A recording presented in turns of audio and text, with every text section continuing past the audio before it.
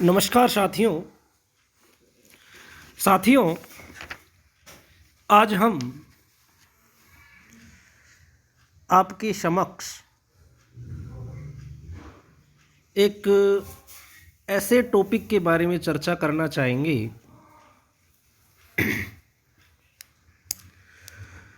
जो कदाचित विभेद का प्रतीक रहा भी है, संतुलन का प्रतीक भी रहा है, और जो बहुत ज़्यादा चर्चा में रहा करता है, विशेष रूप से जब हम मध्ययुगीन भारत का अध्ययन करते हैं तो जजिया कर का विशेष रूप से जिक्र आता है। हम जानेंगे कि वास्तविकता में ये धार्मिक विभेद था या फिर उस समय की एक तरह से एक आवश्यकता थी, या जजिया कर इस्लामीकरण का प्रतीक था, अथवा यह राजनीतिकरण या राजनीतिक फायदा पहुंचाने का एक बहुत बड़ा हथियार रहा। इन सब के बारे में हम संक्षिप्त में यहाँ चर्चा करना चाहेंगे। यह आलेख निश्चित रूप से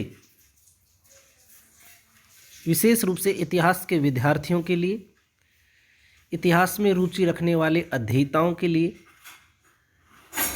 अति उपयोगी रहेगा। साथियों,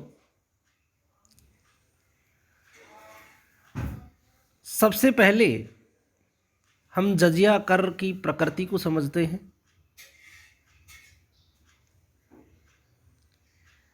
दिल्ली सल्तनत के साहित्य में भूमि कर, जिसे खराज कहा गया, के अतिरिक्त कोई भी कर जजिया कहलाया। प्रख्यात इतिहासकार सतीश चंद्र व रोमिला थापर का मानना है कि दिल्ली सल्तनत के दौरान भूमि कर में व्यापक वृद्धि को संतुलित करने के लिए खराज के अतिरिक्त जजिया कर लगाया गया, जिससे भूराजस्व वृद्धि की आवश्यकता न हो, भूमि कर वृद्धि की आवश्यकता न हो, तथा भूमि कर वृद्धि का समाधान एक अन्यत्र जजिया कर नाम से लिया जाने लगा।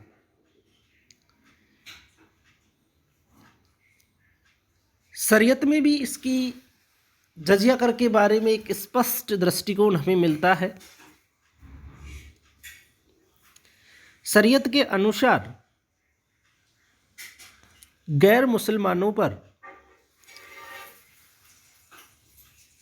व्यक्तिगत और वार्षिक कर, ध्यान दें, व्यक्तिगत और वार्षिक कर जो केवल और केवल वयस्क पुरुषों से ही उनकी आय के अनुसार निश्चित किया जाता था। विद्यार्थी फिर से समझे, शरीयत में ये वर्णित है कि गैर मुसलमानों पर व्यक्तिगत, वार्षिक जो कर लिया जाता है वह भी विशेष रूप से केवल वयस्क पुरुषों से ही और उनकी आय के अनुसार लिया जाता है, उसे जजिया कहा गया है। अतः अब हमें यह समझना चाहिए